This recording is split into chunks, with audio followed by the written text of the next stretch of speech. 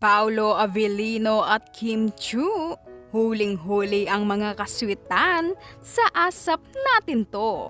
Di mapigilan ni Kim at Pao na magka-holding hands habang naka-ere sila sa TV. Huling-huli sila ng kamera na kung saan ay makikita si Kim ay nabigla na lang ito nang nakita niya ang kanyang kamay ay naka-holding hands na ito kay Paolo. Agad tinanggal ni Kim ang kanyang kamay na ayaw talagang magpahalata sa mga tao na may something sila ni Pao, pero kitang-kita sa mga kilos nila na di na mapigilan ng kanilang sarili.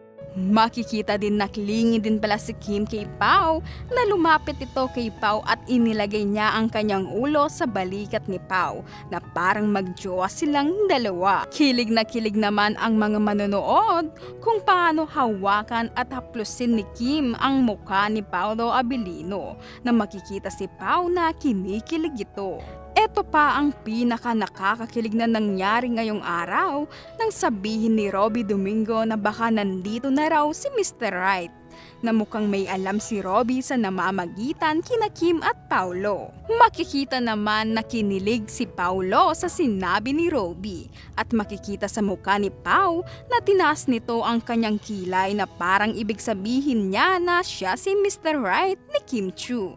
At makikita na napatingin ang dalawa sa isa't isa. At makikita din sa labi ni Pao na tinanong niya si Kim kung ako ba.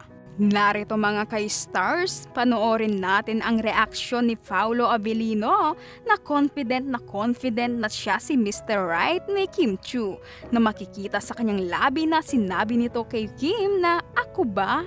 Thank you so much. Alam mo bakit? O bakit? Baka andito na nga si Mr. Right. Baka. Ay, nako.